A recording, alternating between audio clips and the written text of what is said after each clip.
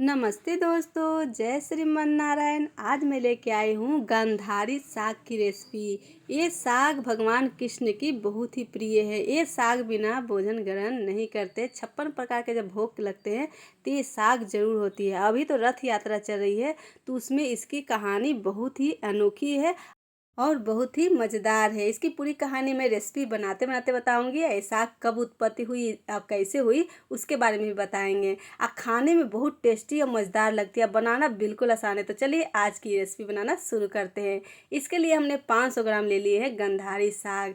इस समय गर्मियों के दिन में बहुत ये साग मार्केट में बिकती है, क्योंकि गर्मियों में बिकती है। बारिश के मौसम में ना ये इसका में फूल आ जाते हैं, यानी कि बीज लग जाते हैं, तो उस समय ये खाई भी नहीं जाती है। आषाढ़ पूर्णिमा के बाद से इस पे फूल लग जाते हैं, यानी बीज आ जाते हैं, तो इसको खाई नहीं जाती है। बारिश के महीनों में इसे नहीं खाए जाते, जैसे कि सावन और भादों में। उस समय ना बहुत ही हरियाले पत्तों पे कीड़े उड़े रहते हैं, इसकी वजह से 2 महीने साग नहीं खाई जाती है। तो जब तक गर्मी रहती है तब तक ये खाई जाती है। अब मार्केट में इसी तरीके से बिकती है बिना जड़ के, क्योंकि ये जड़ से ऊपर से काटते हैं ना तो फिर से ये फूट जाती है। तो इसी तरीके से मार्केट में बिकती है। अगर आपको जड़ वाली मिलती है तो इसी तरीके से आप उसको साफ करके देखिए। इस तरीके से हम इसको तोड़ रहे हैं, एकदम सॉफ्ट और नरम है, अच्छे तरीके से टूट जाती है। तो इसी तरीके से ये साग बनती है। इसको तोड़कर काट कर नहीं, अगर काटेंगे तो आप काट सकते हैं, मगर बिना काटे हुए इसी तरीके से तोड़ तोड़ के बनती है। क्योंकि आप पालक साग को जब काट के बनाते हैं तो इस साग को बिना काटे इस तरीके से बहुत ही अच्छी तरीके से, जिस तरह से आपको पालक गलती है ना उससे भी अच्छी तरीके से गलती है। स्वाद बहुत सोंधी सोंधी आती है। इसका साग को बनाना बहुत ही आसान होते हैं।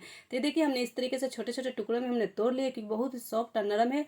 ये बिल्कुल हार्ड नहीं, ज्वाया हुआ नहीं रहते। तो देखिए सारा साग को हम तोड़कर हमने अच्छे पानी से धो लिए, 2-3 पानी से अच्छी तरीके से, क्योंकि इसमें कोई कीड़े हो, कोई धूल मट्टी हो तो अच्छे से धुल जाए। तो हमने अच्छे से धोकर साफ कर लिए हैं।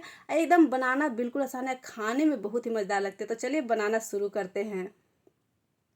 तो हमने चढ़ा ली एक कढ़ाई। इसमें लेंगे 2 टेबलस्पून सरसों का तेल। इसमें डालेंगे आधी छोटी चम्मच जीरा, 2 पिंच हींग, 2 सूखी लाल मिर्च, इसको तोड़ कर ले लेंगे।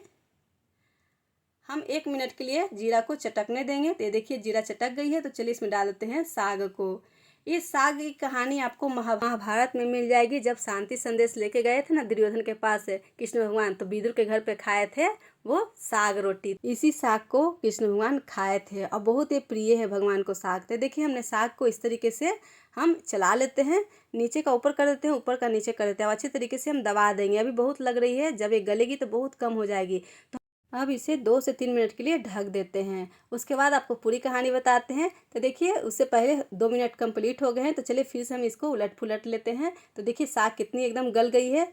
ये देखिए जैसे इसे पकेगी वैसे वैसे ये गलती जाएगी। तो हम थोड़ा सा इसमें डालते हैं स्वाद के अनुसार नमक। नमक कम ही रखें, क्योंकि साग गल के बहुत ही कम हो जाते हैं।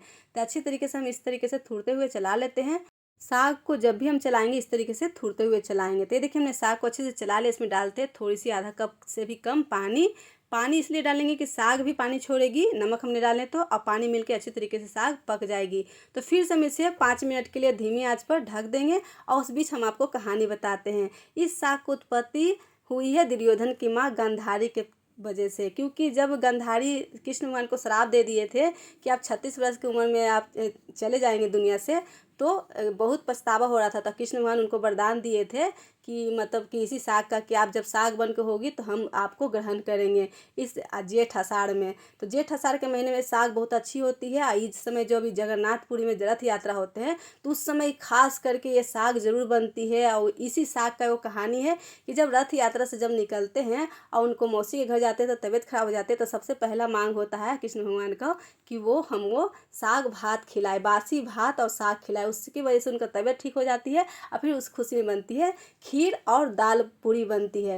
इसी तरीके से अलग अलग जगह पे अलग अलग चीज़ बनते हैं। कहीं पुआ बनते हैं तो कहीं दाल पूरी बनते हैं, पर साग तो जरूर बनते हैं। तो ये देखिए हमने साग को फिर से इसे चला कर ढक दिए थे। ये देखिए साग बनकर एकदम तैयार हो गई है। साग में कुछ भी करना नहीं रहता है, सिर्फ बीच बीच में उघाड़ के इसे इसी तरीके से चलाते रहे, करछी को इस तरीके से थूरते रहे। साग बनकर तैयार होते हैं। साग बनने में 15 मिनट लगते हैं। बहुत ही अच्छी तरीके से साग बनकर तैयार हो जाती है। आप देख सकते हैं साग पूरी तरीके से तैयार हो गई है।